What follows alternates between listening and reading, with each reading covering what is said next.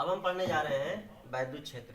वैद्युत क्षेत्र क्या होता है, इसको समझने से पहले हम देखते हैं कि कूलाम का नियम हमने पढ़ा, जिसमें हमने ये पढ़ा कि अगर कोई आवेश है Q, इस आवेश से कुछ दूरी पर एक अन्य आवेश अगर स्मॉल q रखा हो तो, और इन दोनों के बीच में अगर दूरी दिया हो, कुछ भी दूरी हो r हो, तो ये आवेश इस पे बल लगाएगा, उसका परिमाण होता है F बराबर 1/4πε0 Q अपॉन r स्क्वायर। दूसरा आवेश भी उतना ही बल पहले आवेश पे लगाएगा, परिमाण में बराबर और दिशा में विपरीत। तो ये बल लगता क्यों है, क्यों ये आवेश दूसरे आवेश पर बल लगाने लगता है, तो उसी से हम रिलेटेड पढ़ेंगे वैद्युत क्षेत्र। तो वैद्युत क्षेत्र होता क्या है, वैद्युत क्षेत्र के लिए समझते हैं, पहले हम इसकी परिभाषा देखते हैं इसके बाद।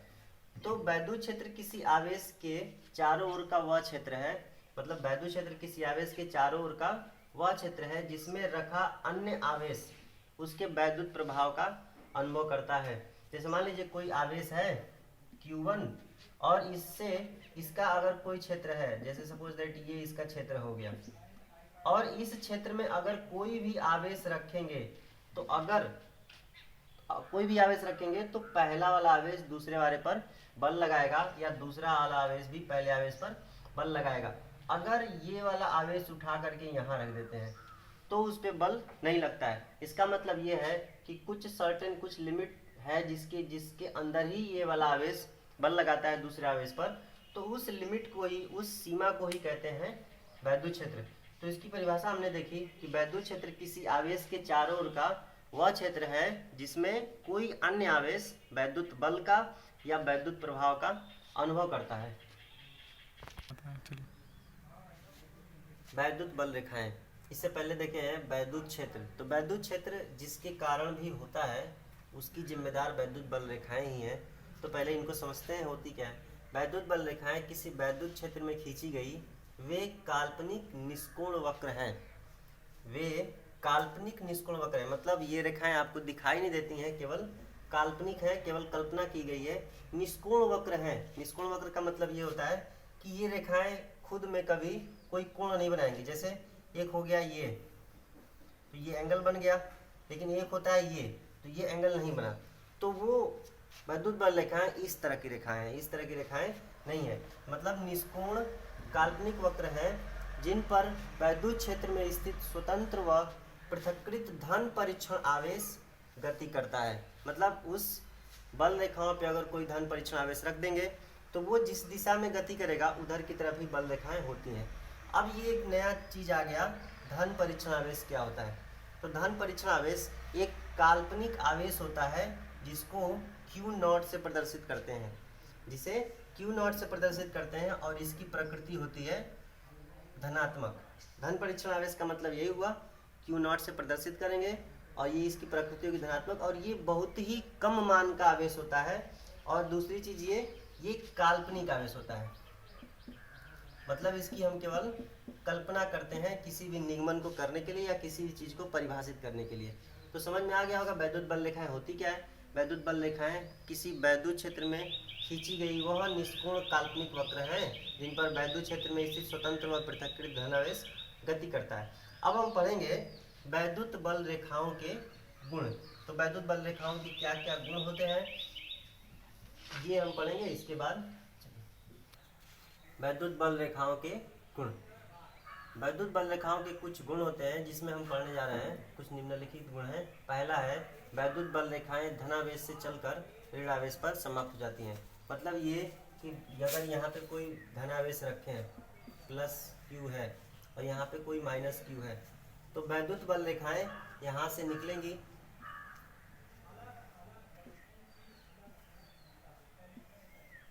और ऋण आवेश पर जाके समाप्त हो जाती हैं।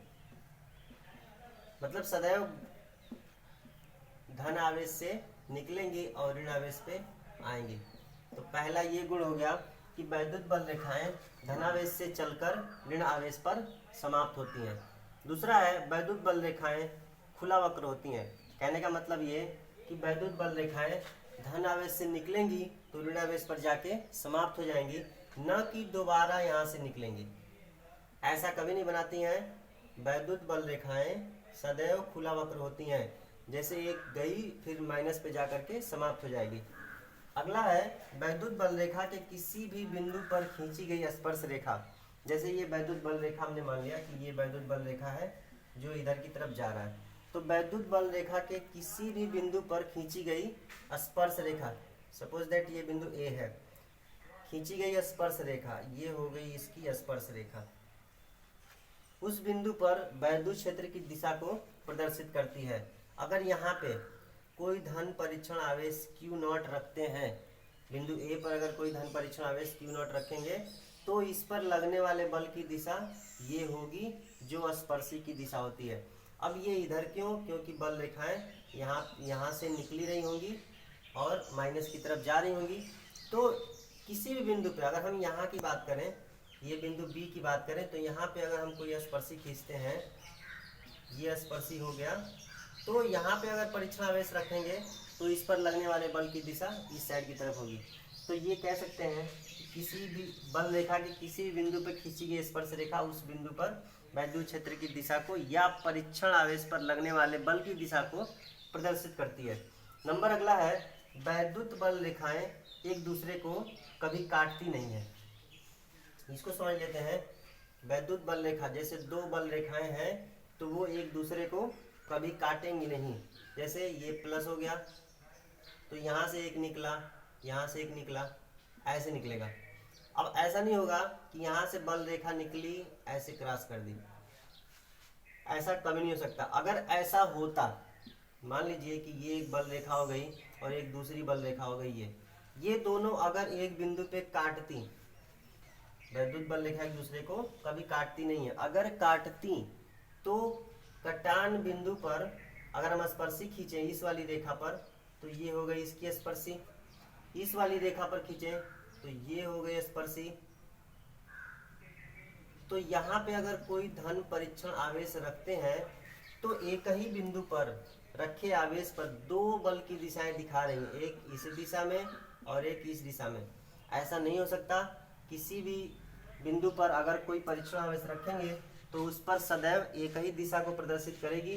तो हम ये कह सकते हैं कि वैद्युत बल रेखाएं एक दूसरे को कभी काटती नहीं है। क्यों? क्योंकि अगर ऐसा होता तो कटान बिंदु पर दो स्पर्शी खींची जा सकती जो उस बिंदु पर वैद्युत बल की दो दिशाओं को प्रदर्शित करेगा या वैद्युत क्षेत्र की दो दिशाओं को प्रदर्शित करेगा, जो असंभव है। अगला गुण है बल रेखाएं सदैव चालक पृष्ठ के अभिलंबवत होती हैं। इसका मतलब ये है कि अगर कोई चालक है, ये कोई चालक प्लस धनावेश के साथ है, तो बल रेखाएं सदैव पृष्ठ के लंबवत रहेंगी, पृष्ठ से सदैव लंबवत की तरफ बाहर निकलेंगी। और अगर ऋणावेश है तो पृष्ठ पे अभिलंबवत ही अंदर की तरफ प्रवेश करेंगी। तो यहाँ से हम ये सीखें कि बल रेखाएं सदैव चालक पृष्ठ के अभिलंबवत होती है। अगर धनावेश रहेगा तो पृष्ठ से अभिलंबवत ही बाहर निकलेंगी और अगर ऋणावेश रहेगा तो पृष्ठ के अभिलंबवत ही अंदर की तरफ प्रवेश करेंगी। बल रेखाएं किसी चालक से होकर नहीं गुजरती हैं। इसका मतलब ये है कि बल रेखाएं इसके अंदर नहीं गुजरती हैं, केवल पृष्ठ पे ही रहेंगी। तो इसका मतलब ये है कि पृष्ठ के अंदर किसी चालक के भीतर वैद्युत बल रेखाएं शून्य होती हैं, जिसके कारण वैद्युत क्षेत्र भी शून्य होता है। वैद्युत बल रेखाएं खींची गई लचकदार डोरी की भांति लंबाई में सिकुड़ने की प्रवृत्ति रखती हैं। इसी कारण विजातीय आवेश एक दूसरे को आकर्षित करते हैं। जैसे प्लस क्यू है और माइनस क्यू है, तो ये दोनों क्या करेंगे, एक दूसरे को अपनी तरफ खींचने की प्रवृत्ति रखते हैं। नंबर अगला गुण है वैद्युत बल रेखाएं अपनी लंबाई के लंब दिशा में एक दूसरे से दूर हटने की प्रवृत्ति रखती हैं। इसी कारण सजातीय आवेश एक दूसरे को प्रतिकर्षित करते हैं, एक दूसरे को प्रतिकर्षित करते हैं।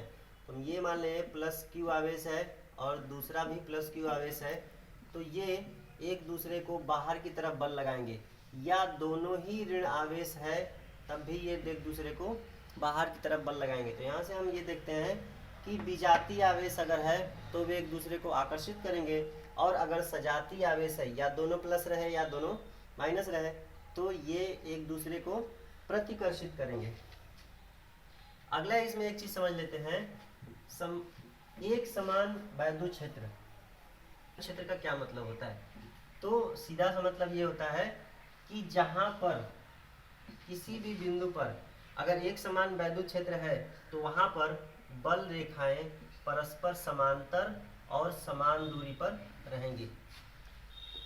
जब बल रेखाएं इस तरह की रहेंगी जिनके बीच में दूरी समान हो, मतलब ये दोनों समांतर रेखाएं हो, तो उस जगह पे एक समान वैद्युत क्षेत्र होगा। एक समान वैद्युत क्षेत्र, तो वैद्युत क्षेत्र एक समान, जब वैद्युत क्षेत्र की बात करेंगे तो वहां पे वैद्युत बल रेखाएं एक दूसरे से समान दूरी पर एवं समांतर होती हैं। इसमें अगला गुण ये है कि किसी आवेश के पास वैद्युत क्षेत्र की तीव्रता अधिकतम एवं आवेश से दूर जाने पर तीव्रता घटती जाती है। तो ये धनावेश है, तो यहाँ से हम काल्पनिक रेखाओं को बाहर की तरफ निकालते हैं तो हम देखेंगे कि दूर जाने पर इनके बीच की दूरी क्या हो रही है, बढ़ रही है। पास रहने पे दूरी घटती है। यहाँ से अनंत रेखाएं निकलती हैं। तो चालक के पास में इनकी सघनता अधिक है और चालक से दूर जाने पर ये विरल होती जाती हैं। इसके कारण चालक के पास में वैद्युत क्षेत्र की तीव्रता अधिकतम होती है एवं चालक से दूर जाएंगे तो वैद्युत क्षेत्र की तीव्रता घटती जाती है। अब पढ़ने जा रहे हैं वैद्युत क्षेत्र की तीव्रता। तो ये होता क्या है, इंटेंसिटी ऑफ इलेक्ट्रिक फील्ड। तो परिभाषा होता है वैद्युत क्षेत्र के किसी बिंदु पर रखे परीक्षण आवेश के प्रति एकांक आवेश पर कार्यरत वैद्युत बल को उस बिंदु पर वैद्युत क्षेत्र की तीव्रता कहते हैं। दोबारा परिभाषा देखें तो कहते हैं वैद्युत क्षेत्र के किसी बिंदु पर रखे परीक्षण आवेश के प्रति एकांक आवेश पर, जैसे मान लीजिए यहाँ कोई आवेश रखा गया है Q, इस आवेश का ये इसका वैद्युत क्षेत्र हो गया। इस वैद्युत क्षेत्र में अगर कोई धन परीक्षण आवेश रखते हैं, ये इस पर जितना बल लगाएगा तो इस आवेश के एकांक परिमाण पर जितना भी विद्युत बल लगता है उस बिंदु पर वैद्युत क्षेत्र की तीव्रता कहलाती है। इसे वेक्टर E से प्रदर्शित करते हैं। यह एक सदिश राशि है। वैद्युत क्षेत्र की तीव्रता एक सदिश राशि है। अब हम मानते हैं कि किसी वैद्युत क्षेत्र में एकांक धन परीक्षण आवेश Q0 पर लगने वाला बल अगर वेक्टर F हो और उस बिंदु पर वैद्युत क्षेत्र की तीव्रता वेक्टर E हो, तब यहाँ से लिख सकते हैं कि vector E is equal to हो जाएगा वेक्टर F अपॉन Q0। ये हो जाता है वैद्युत क्षेत्र की तीव्रता का फार्मूला कि एकांक धन परीक्षण आवेश पर लगने वाले बल को वैद्युत क्षेत्र की तीव्रता कहते हैं। इसे वेक्टर E से प्रदर्शित करते हैं। यहाँ से अगर मात्रक लिखना चाहें तो बल का मात्रक हो जाएगा न्यूटन और कूलाम, आवेश का मात्रक हो जाएगा कूलाम। तो वैद्युत क्षेत्र की तीव्रता का मात्रक हो गया न्यूटन प्रति कूलाम। यह एक सदिश राशि है। अब यहाँ से बीमी सूत्र की बात करें तो बीमी सूत्र हो जाएगा, वैद्युत क्षेत्र का बीमी सूत्र हो जाएगा न्यूटन, बल का बीमी सूत्र हो जाएगा mLT/-2 और नीचे लिख देंगे कूलाम का होता है AT। तो यहाँ से लिखेंगे, अगर इस दोनों को ऊपर ले जाएंगे तो ये हो जाएगा mL और T पर देखिए यहाँ पे T के पावर 1 है, जब इसको ऊपर ले जाएंगे तो -1 हो जाएगा, तो ये T के पावर -3 हो जाएगा और A के पावर -1 हो जाएगा। तो ये हो गया वैद्युत क्षेत्र की तीव्रता का बीमी सूत्र mLT/-3 और A/-1। अब यह एक अगर सदिश राशि है, तो इसकी दिशा किधर की तरफ होगी, तो इसकी दिशा परीक्षण आवेश पर लगने वाले बल की दिशा में होती है। जैसे यहाँ पे अगर धन आवेश है, इस आवेश का ये वैद्युत क्षेत्र हो गया। वैद्युत क्षेत्र में अगर ये रखा है तो इससे बल लगेगा बाहर की तरफ, क्योंकि इसकी भी प्रकृति धनावेश, इसकी भी प्रकृति धनावेश। तो धनावेश परीक्षण आवेश पर जिधर बल लगेगा, जिधर बल की दिशा होगी वही दिशा वैद्युत क्षेत्र की दिशा होती है। तो ये हो जाएगा बाहर की तरफ। और अगर कोई ऋण आवेश है, ऋण आवेश के अंदर अगर कोई परीक्षण आवेश रख देंगे तो ये इसको अपनी तरफ आकर्षित करेगा, तो वैद्युत क्षेत्र की दिशा अंदर की तरफ हो जाएगी। तो हम ये कह सकते हैं कि धन आवेश के कारण वैद्युत क्षेत्र की दिशा बाहर की तरफ या दूर की तरफ, और ऋण आवेश के कारण वैद्युत क्षेत्र की दिशा अंदर की तरफ होती है। तो हमने सीखा वैद्युत क्षेत्र क्या होता है, वैद्युत बल रेखाएं क्या होती हैं, वैद्युत बल रेखाओं के कुछ गुण हमने पढ़े। इसके बाद वैद्युत क्षेत्र की तीव्रता पढ़े।